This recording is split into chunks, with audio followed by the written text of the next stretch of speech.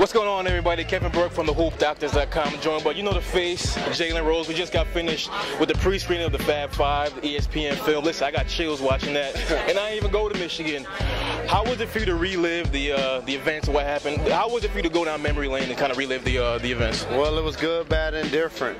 You get a chance to tell all of the times that meant so much to you, the times that you wish you could forget that didn't happen.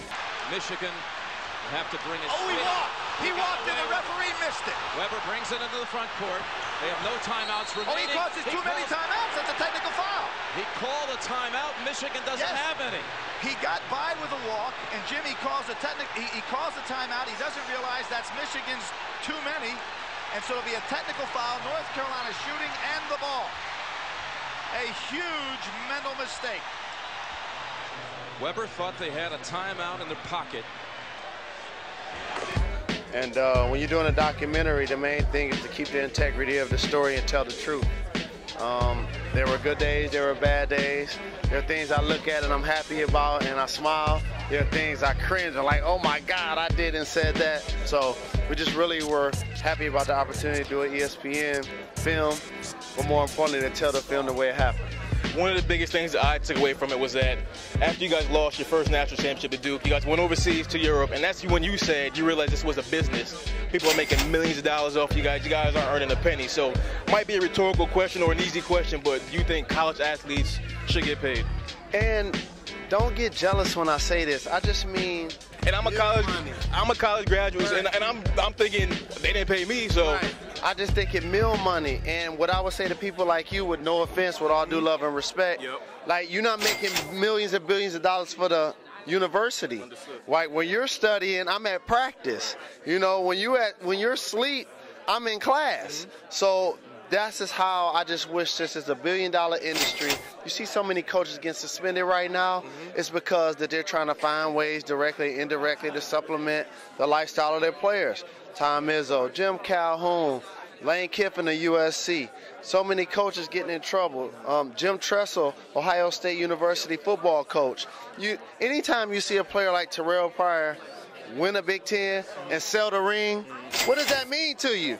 He's more worried about paying a light bill than he is about wearing a ring as a college student. If there's one guy who has that platform to talk to the NCAA to make a difference, I think it would be you. Have you thought about that? Have you approached the NCAA and say, hey, listen, if there's one, I'm from the Fab Five. I'm the face of the Fab Five, in my opinion.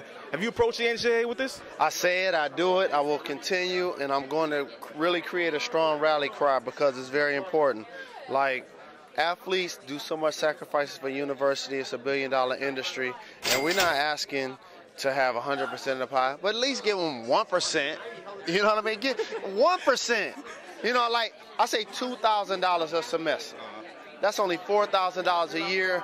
Major universities have around 400 athletes per year. That's a drop in the bucket for them.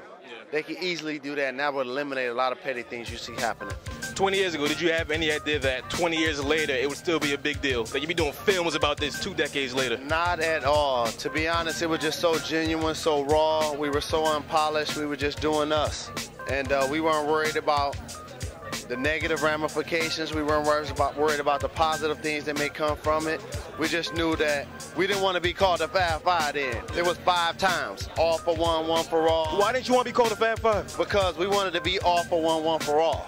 And 5 times epitomized that more. So if we cut our head bald, that was a conscious decision. It's because we were being a team. We wore long shorts, black shoes, black socks. It was because we were being a team, and nobody's bigger than a team. Transitioning quickly to the NBA, current day NBA, because you're obviously an NBA analyst. The biggest thing on everyone's mind now is the Miami Heat. What's the biggest problem with them in your estimation? I mean, late game meltdowns. What's the biggest thing for them to turn the corner? You said the key word, team. And people underestimate how team and chemistry means so much in sports, in particular professional sports. That's why you see the Boston Celtics so successful. They got 4 All-Stars. You see the San Antonio Spurs so successful. They got 4 championship rings. You see the Lakers so successful. Kobe Bryant got 5 championships. They just need the time to develop into being a team and also develop a bench because their bench isn't playing well. Final question, because we're all here in New York. What did the addition of Carmelo Anthony and Chauncey Billups, because people are acting like Chauncey was a throw-in.